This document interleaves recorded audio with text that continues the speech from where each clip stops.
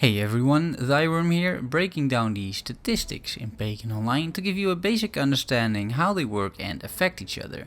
I will not be covering how stats affect damage, that is going to be a dedicated video, so stay tuned for that one. But first, let's get a common understanding of the base stats, using a PowerPoint presentation. Yes, ladies and gentlemen, here we are, statistics explained in Pagan Online by Thyworm, that's me. Thanks for joining me in this small little course. We'll be starting off with the first 4 base statistics and starting off with strength. A little further down the presentation I will go into what bonus attack damage actually does and means, so we'll come to that, but first let's see how strength is related to the statistics that it affects. So here you can see that 5 points of strength actually equal 1% bonus attack damage, and 10 points of strength equals 1% crit attack damage. Giving the next example, I have, for example, on this King Witch character, 469 strength, and that equals 93.8% bonus attack damage. And it also gives me 46.9% crit attack damage. Let's go to intelligence. As you can see over here, 5 points of intelligence equal 1% bonus spell damage, and 10 points of intelligence equal 1% crit spell damage.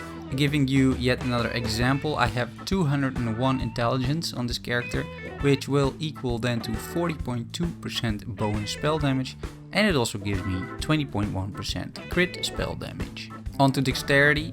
5 points of dexterity equals 1% critical attack chance bonus, and 10 points of dexterity equal 1% evasion rating bonus. Another example here, 268 dex on the King Witch, which equals 53.6 critical attack chance, and it also equals 26.8% evasion rating bonus. The last base stat before we dive into what these stats actually mean and all these values actually mean, we have the Fortitude, which is last. 1 point of Fortitude equals 4 health, and 5 points of Fortitude equals 1% armor rating bonus. Once again, a small example. We have 402 Fortitude in this character, so that equals 1608 health, and it also gives me an 80.4% armor rating bonus. Right, now here we get into the interesting part, because now we're starting to talk about damage per second and average attack damage. And in order to understand this, we have to look at our base weapon. Here I have a tribal battle axe equipped, and the weapon damage of that item is 27 to 42.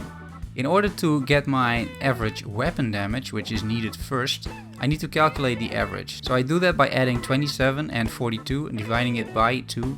On average, this weapon does 34 damage. And if I want to get from my average weapon damage to my average attack damage, which is one of the stats that is displayed, all I have to do is multiply my average weapon damage by the bonus attack damage, the 93.8% derived from the amount of strength that we saw before. So if you type that in the calculator, 34.5 times 1.938, you'll get an answer of 66.8 average attack damage, which equals to 67. And then the last step, if you want to calculate damage per second out of this, you multiply the number, the average attack damage, by the number of attacks per second. In my case, I had to count this somewhat, so I roughly thought, well, I'll do around 1.4 attacks per second on the King Witch, which equals to a DPS of 94. And then if you look at the actual base stats, the detailed in-game stats on the bottom right side, you can see in offensive the damage per second is 94 and the average attack damage is 67, and this is how these values are calculated. Critical attack chance and damage. Whenever you equip a weapon, there is a base critical attack chance on it, usually 5 or 6%, but I'm sure there's other exceptions as well. In my case, this tribal battle axe is a regular standard weapon, and it has a 5% weapon crit chance. If I then want to go from this 5% weapon crit chance to the critical attack chance, I have to figure out what my bonus is that I'm getting from dexterity, which is the critical attack chance bonus. And what I'm getting here is, because I have 268 dexterity and no other additional bonuses from my gear because I haven't equipped anything else, I get 53.6% bonus critical attack chance. So if you start calculating, then you do the base 5% damage times 1.536, the 53.6%, and then you get a value of 7.68. So 7.7 critical attack chance. This means that on average, out of all the attacks that I do, I have a 7% chance to crit. And then the question is, if you crit, how much damage do you do? And the calculation of that is relatively simple. You do basically just an additional bonus amount on your normal attack damage. So the normal attack damage on average we already calculated. It was 34 or something, right, in the previous slides. So what you would normally do is then you just add the amount of critical attack damage to your normal damage, and then you have your critical damage output. Critical attack damage in itself is calculated from strength, and it's a very simple calculation. You just divide the amount of strength you have by 10, and you'll have the percentage critical attack damage that is being added to the regular attack damage from your attacks. And this is how critical attack chance and critical attack damage are calculated. There's another stat which is called attack speed bonus, and so far, after close to 80 hours of playing, I haven't seen an item that increases my attack speed bonus, but maybe there's some legendary out there that does that. I am not aware of any such things, but if you do, let me know in the comments. I'll be interested to see one, but for now I can't really comment too much on this yet because I basically don't have anything to work with. Alright, let's get to spell damage and critical spell damage here. What is interesting about spell damage, and this is something that you might not expect, it actually uses the weapon damage as its base for the calculations. Even though you might be a spell-based character, your weapon will still constitute the weapon damage, which is used as the base for all calculations. So this is actually quite important to realize, because it might be the case later on, and we'll get to this in another video, that weapon damage, because it is the base of all calculations, might actually be a lot more important than the other bonuses that are attached to it.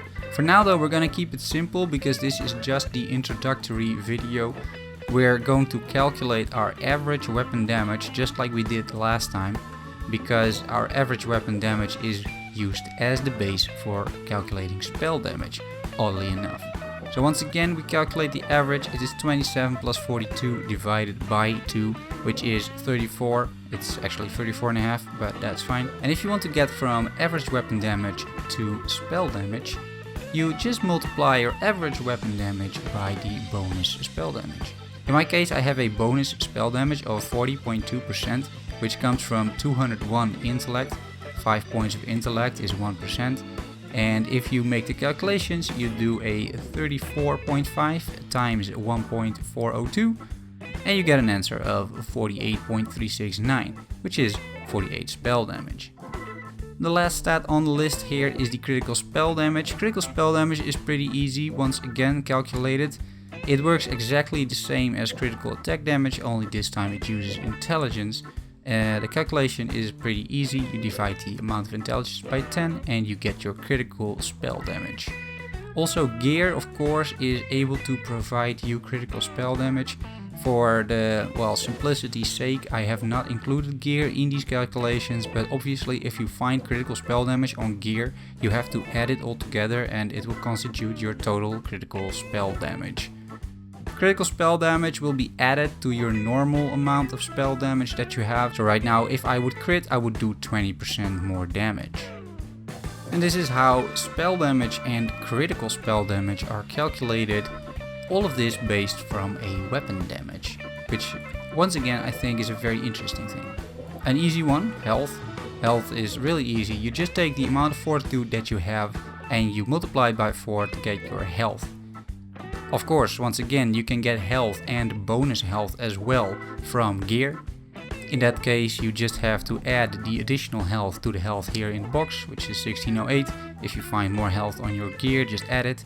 And whatever bonus health you get, you have to multiply this amount, the base health amount, with the bonus health in order to calculate total health.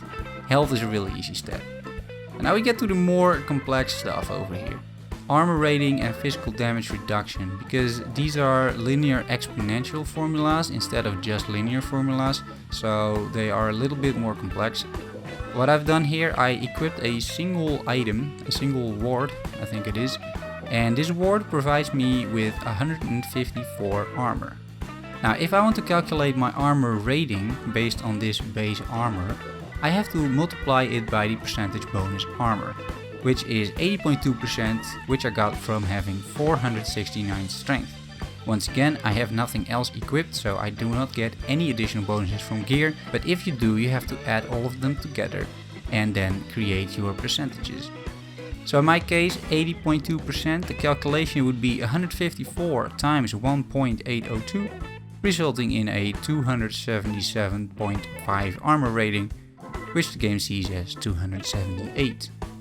And now we get to the interesting part, like how is armor rating actually calculated into physical damage reduction? Now I had a small conversation about this with Easy Mode, one of the developers on the Discord, and he provided to me the formula. And this formula is how this is roughly calculated. This is not entirely correct, it's not entirely true, you will see this on the next page, where what it boils down to are that you are having to deal with diminishing returns, right? Even though you only need very small amounts of armor rating for the first percentages, you need a huge amount of armor rating in order to get 90% physical damage reduction. The main takeaway here is not that you know the exact formula, but that you realize that you are dealing with diminishing returns. In the end, you will need an insane amount of armor rating to even gain 1% physical damage reduction. So you should really consider if that is worth it, or if you should maybe not go for armor rating after some point and maybe invest your statistics in something else. Here we are at evasion rating and chance to dodge. These statistics follow the exact same pattern. I have a base evasion rating of this item, it's 67, and when I want to calculate my total evasion rating, I have to multiply my base evasion rating by the bonus evasion percentage. In this case 53.6% from 268 dexterity. I do not have, once again, any bonus from gear, but if you do, just add them. The calculation is 67 times 1.536, 53.6%.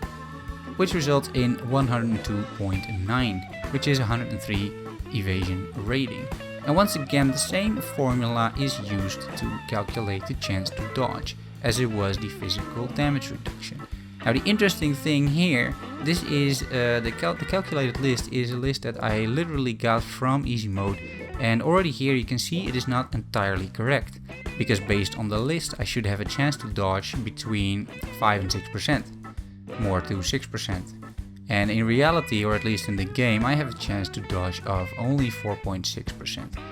Once again, it is not about the actual precise formula here, it is more about the implications of this formula and the fact that you're dealing with diminishing returns, so keep that in mind. Keep in mind that at some point, to increase your chance to dodge by even a single percent, you're gonna need a ton of evasion rating, and it is probably not worth it. The last two base stats are a lot easier to explain, because resistances, as far as I know at least, you will only be getting from gear, unless maybe later on they will add heroes that add resistances, or you have skills that temporarily add resistances. But normally speaking, your elemental resistances are only coming from pieces of gear. And then last and also least, the adventure stats. There's 3 stats: the movement speed, the gold drop chance, and the magic item find chance. Concerning movement speed, I haven't really seen a way to increase it by any means. I mean, you don't even have boots in the game, so that's definitely not it. I know that there are some champions which have abilities that increase movement speed, and I'm sure it pops up over here if you do anything with it, but to consistently increase movement speed, I haven't really figured out a way to do that. I'm not sure if this stat exists on items yet. The gold drop chance is coming from a pet, at least the pet that I have equipped. It gives me a 7% gold drop chance. Check the video I made on customizing your hero, on how to activate your pets as well. And there is a magic item find chance, also very common in action RPGs, however I have not seen any way to increase this stat. I can imagine in the future there will be more pets where maybe these stats will be added to. I can imagine also there might be more items, especially things like boots, where you can get movement speed, or maybe amulets that have magic item find chance. I know that in other action RPGs that is usually the case. But for now, I don't think there's any way to do this, but I could be wrong, let me know in the comments. This was the first lesson on statistics, children. There's definitely more lessons coming up. If I'm wrong about something, let me know in the comments. Subscribe for future Pagan Online courses, and thanks for watching. Bye bye.